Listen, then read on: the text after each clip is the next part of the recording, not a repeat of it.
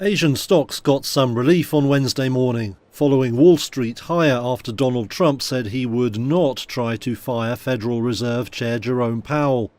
Japan's Nikkei index was up around 1.5% by mid-morning. Hong Kong's Hang Seng index posted similar gains. Investors had been concerned that Trump would attempt to fire Powell, who he blames for being too slow to cut rates. But speaking Tuesday, the US president denied ever contemplating such a thing. Never did. The press runs away with things. No, I have no intention of firing him.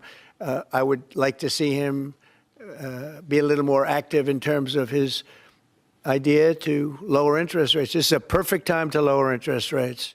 Asian markets were also cheered by Trump's hints that his tariffs on China could start to come down, though he said they would not go to zero. 145% is very high, and it won't be that high. It's not going to be that high. The reduced tensions saw recent gains for some safe haven assets go into reverse. Gold edged lower in Asian morning trade, dropping away from recent record highs above $3,500 per ounce. The dollar also recovered some of its losses against currencies including the Swiss franc and Japanese yen. Investor anxiety is far from ended, though. Many remain concerned that the Fed might be pressured into doing rate cuts that could fuel inflation. And on trade, US Treasury Secretary Scott Bessent warned that talks with China are yet to begin and will be a long slog when they do. The real-world effects of the trade turmoil are showing up too, with the International Monetary Fund slashing its outlook for growth around the world.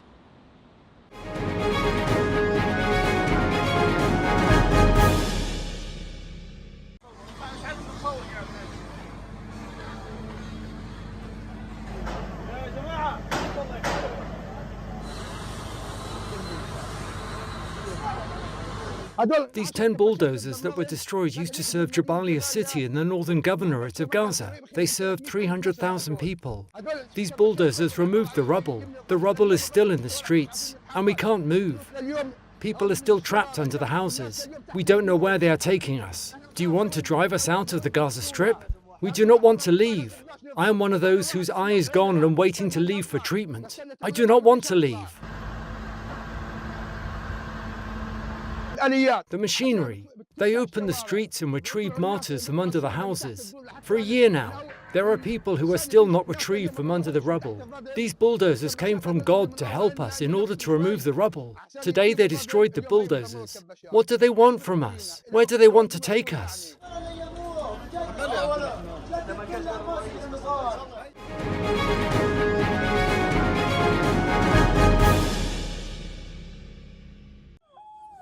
At least 20 people are feared dead after suspected militants opened fire on tourists in India's Jammu and Kashmir territory on Tuesday, security sources said. It's believed to be one of the deadliest attacks on civilians in the troubled Himalayan region in years. The nationalities of the victims were not immediately known. The attack occurred in Pahalgam, a scenic destination that's seen a resurgence in tourism as Islamic militant violence eased in recent years.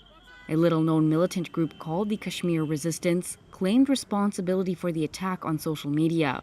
It expressed discontent that more than 85,000, quote, outsiders had settled in the region. Reuters could not independently verify the source of the message.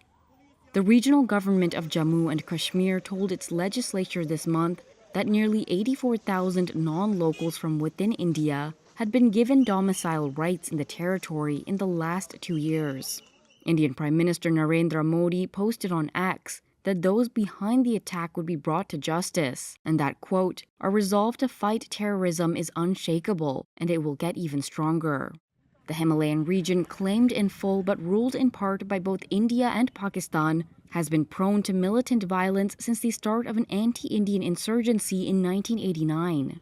Tens of thousands of people have been killed, although violence has tapered off in recent years.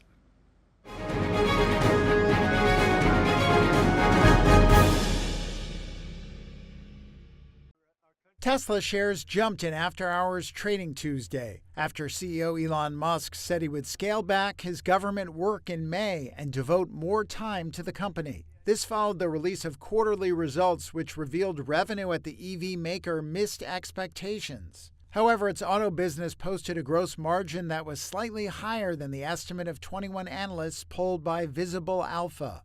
That offered some relief for investors concerned about Tesla's shrinking profitability from automotive sales amid ongoing promotions to boost sales of its aging lineup and rising competition. The company did say uncertainty in the automotive and energy markets continues to increase as rapidly evolving trade policy adversely impacts the global supply chain and cost structure. Tesla has faced a troubling few months as deliveries of its EVs have nosedived, and CEO Elon Musk's political activities have drawn protests. Tesla showrooms have been vandalized, and sales in California, its largest U.S. market, have fallen sharply. Tesla scrapped plans for a brand new low-cost model last year, opting instead to produce cheaper variants using existing platforms and assembly lines. Musk promised driverless ride-hailing services to the public in Texas by June and in California for later this year.